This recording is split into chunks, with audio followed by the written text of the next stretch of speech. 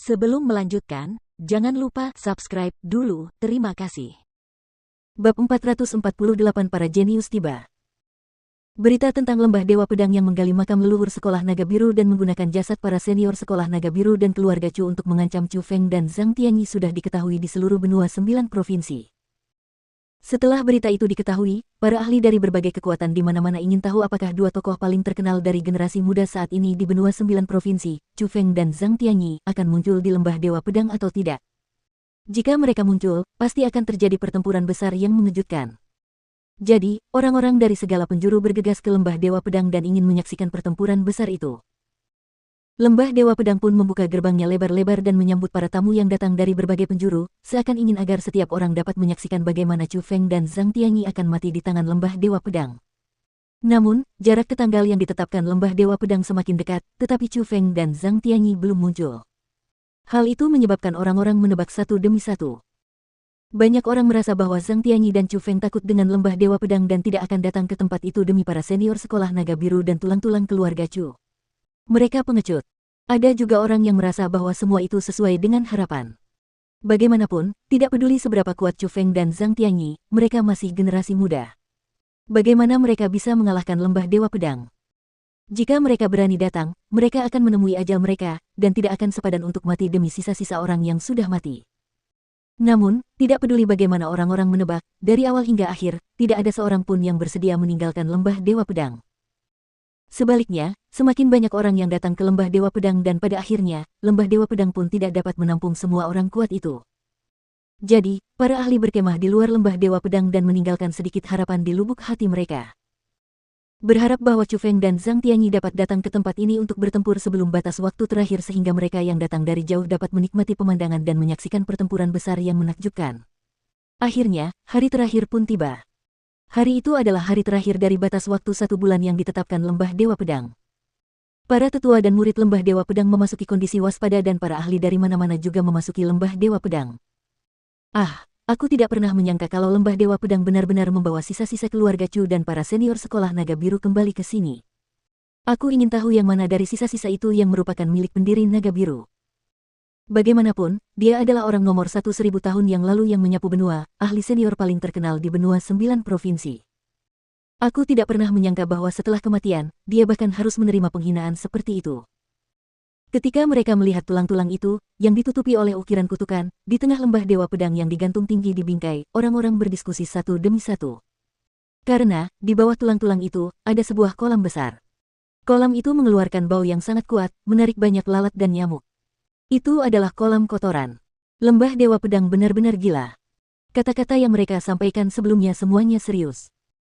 Jika Chu Feng dan Zhang Tianyi tidak datang hari ini, kemungkinan besar mereka akan membuang jasadnya ke dalam kolam sampah sehingga pemilik jasad itu akan bau selama 10.000 tahun. Waktu terus berlalu dan pada awalnya orang-orang masih bisa menahan kesabarannya, namun ketika matahari sudah tinggi dan waktu sudah menunjukkan tengah hari, bahkan pimpinan Lembah Dewa Pedang pun tak kuasa menahan kesabarannya. Dia bangkit, berdiri di udara, lalu mengutuk keras, Zhang Tianyi, Chu Feng, kalian berdua bajingan. Kalian punya nyali untuk membunuh anakku, kalian punya nyali untuk membunuh murid-muridku, tetapi kalian tidak punya nyali untuk datang ke Lembah Dewa Pedangku untuk bertarung secara terbuka. Kalian berdua bajingan hanya punya sedikit kemampuan ini. Kalian hanya bisa melakukan hal-hal yang mencurigakan di balik punggung orang lain. 8 generasi leluhur kalian sialan. Suara kepala Lembah Dewa Pedang bergema di cakrawala dan bahkan lebih keras dan lebih jelas daripada suara guntur. Orang-orang yang berada beberapa ratus mil di luar bisa mendengar umpatannya. Dan saat pemimpin Lembah Dewa Pedang mengutuk, seorang lelaki tua gemuk berambut putih dan beruban dengan wajah berkilau duduk di panggung tinggi dekat kolam kotoran. Ia meletakkan satu kakinya di atas yang lain, sedang minum teh dan tampak sangat tenang. Orang itu adalah leluhur Lembah Dewa Pedang. Ia adalah seorang ahli di alam surga tingkat 6. Ia juga ayah dari kepala Lembah Dewa Pedang, kakek dari Murong Yu, dan orang yang menemukan pedang kayu ilahi. Awalnya, tak lama setelah ia mendapatkan pedang kayu ilahi, Lembah Dewa Pedang merilis kabar yang mengatakan bahwa ia telah meninggal, namun pada kenyataannya, ia mengambil manfaat yang diperolehnya dari tebing dan berkultivasi dalam isolasi. Beberapa bulan yang lalu, ketika Lembah Dewa Pedang mengumumkan bahwa dia masih hidup, hal itu memang menimbulkan keributan. Akan tetapi kalau dipikir-pikir sekarang, leluhur tua Lembah Dewa Pedang itu sama sekali tidak menaruh pikiran pura-pura mati di dalam hatinya, kalau tidak, dia tidak akan setenang dan senyaman sekarang. Seiring berjalannya waktu, matahari di langit juga bergeser ke barat. Siang berganti sore, dan kepala lembah Dewa Pedang sudah menghina selama 2 jam. Bahkan dia lelah karena berteriak. Dengan perut yang dipenuhi amarah dan dendam, dia mendarat di lembah Dewa Pedang. Ah, melihat ini, Chu Feng dan Zhang Tianyi benar-benar tidak datang. Sungguh disayangkan tidak bisa melihat kejayaan kedua jenius luar biasa ini. Orang-orang jenius yang luar biasa. Mereka berdua pengecut. Mereka bahkan tidak peduli dengan keluarga mereka sendiri dan para senior sekolah. Apakah mereka bisa dianggap sebagai manusia? Tidak peduli seberapa hebat bakat orang-orang seperti ini, mustahil bagi para pengecut untuk meraih prestasi. Mereka hanya akan menjadi bencana jika mereka hidup.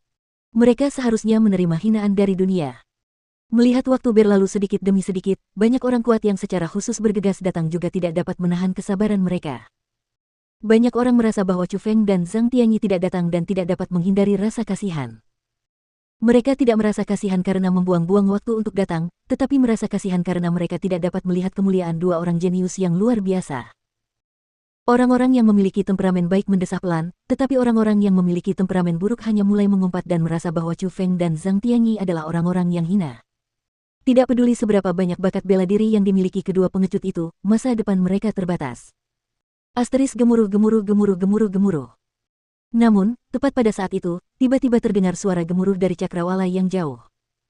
Suaranya sangat aneh, seolah-olah itu adalah suara yang dibuat dari cakrawala yang tak terbatas oleh sesuatu yang sangat besar.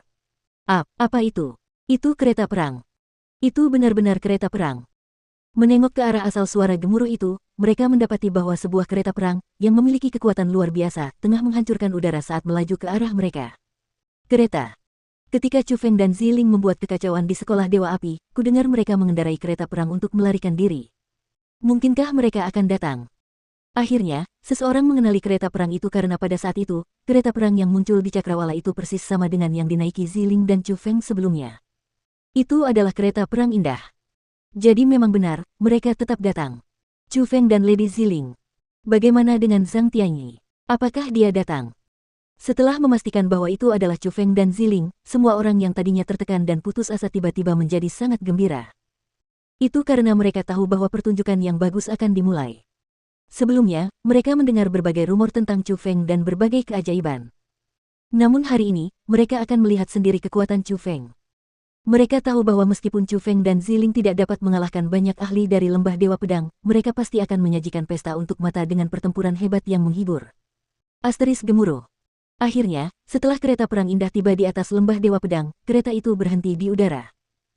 Ketika pintu kereta perang terbuka, 3 sosok juga muncul di garis pandang semua orang. Mereka adalah Chu Feng, Ziling, dan Zhang Tianyi. Lihat, itu Chu Feng. Pemuda itu adalah Chu Feng. Mereka langsung mengenali Chu Feng karena poster-poster buronannya sudah dipasang di seluruh benua 9 provinsi dan hampir semua orang tahu seperti apa rupa Chu Feng. Lalu wanita cantik yang berdiri di samping Chu Feng adalah Nona Ziling. Kudengar Nona Ziling memiliki kecantikan yang dapat menghancurkan kota dan negara serta merendahkan semua wanita di dunia. Melihatnya hari ini, memang seperti itu. Ternyata ada wanita secantik itu di dunia. Chu Feng dan Ziling telah datang, jadi pria itu pasti Zhang Tianyi. Itu Zhang Tianyi, tidak salah lagi. Lihat. Bukankah itu harta karun dasar lembah Dewa Pedang, pedang kayu ilahi, di belakangnya? Kalau tadinya semua orang merasa gembira saat melihat kereta perang indah, maka saat mereka melihat sendiri Chu Feng, Ziling, dan Zhang Tianyi, kegembiraan mereka niscaya mencapai puncaknya.